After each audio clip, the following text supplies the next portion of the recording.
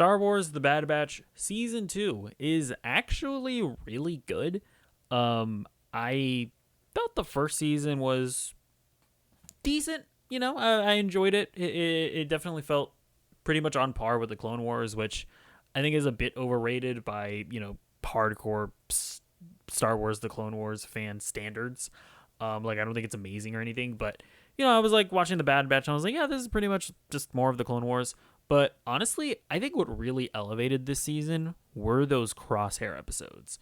If you'll remember, Crosshair decided to say skirt skirt to the other bad bitches, miss me with that shit, and he decided to not leave with them, and he stuck with the Empire.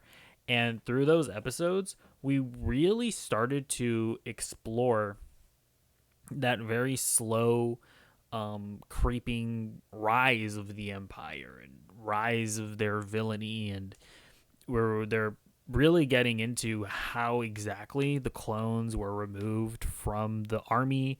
And it's really, it's honestly, the episodes are very harrowing, I would say. And I thought those were by far the best episodes. I thought they were the most fascinating. And I'm really interested to see what I imagine in the next season. Or I don't know how long the show is going to go, but I would imagine that in the next season we are going to see like a clone uprising of some kind, and one that is not going to end well for them. But to get to the other bad bitches, yeah, I thought their episodes were, for the most part, quite good, I would say. I still continue to appreciate Omeeeegaaaa as a character. I think she's growing a lot, and I like seeing her get tougher a bit. She's becoming less and less innocent, which I appreciate, but she still has that good heart that makes me appreciate her.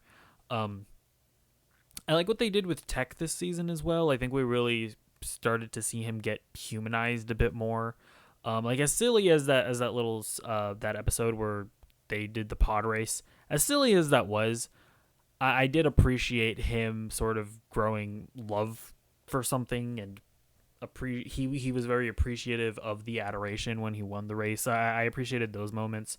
I would say other characters, like what are their names? Hunter, right? He's the leader. Who's it? The big guy. I don't remember his name. Wrecker. That's his name. Like, they kind of just, they didn't get much character development this season. I don't feel like.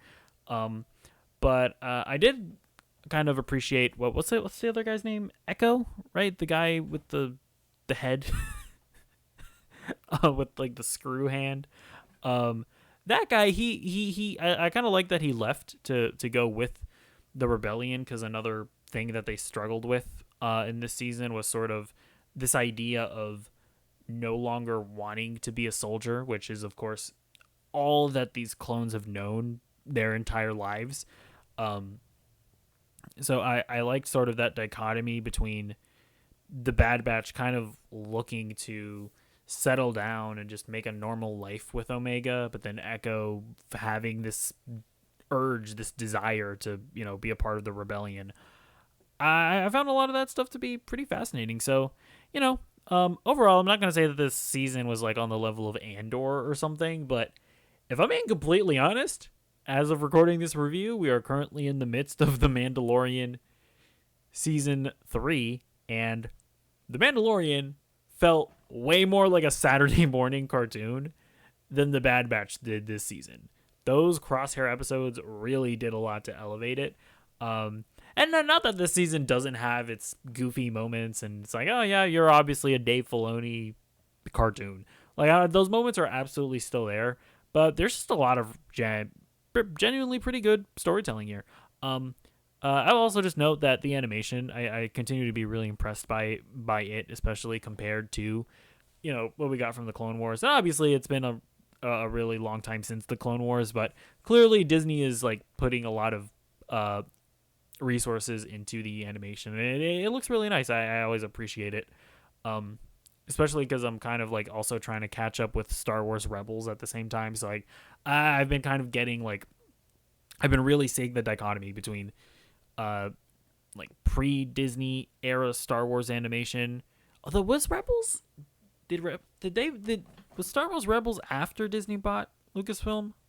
I have no idea, but Either way, The Bad Batch season 2, pretty solid. I would say if you've been kind of like teetering on the edge of whether or not you want to watch it, I would say check it out. Honestly, I think it's pretty good. But I mean, I would say that also that like if you watched the first season and you just did not like it at all, I don't know that this season would necessarily convince you necessarily. But if you watched the Bad Batch season 1 and you were like, it was okay, I would say check this out because I think this is substantially better to the extent that I think you'll probably just genuinely enjoy this season. But let me know what you think about it in the comments down below. I can't speak. And I will see you in the next video. Goodbye.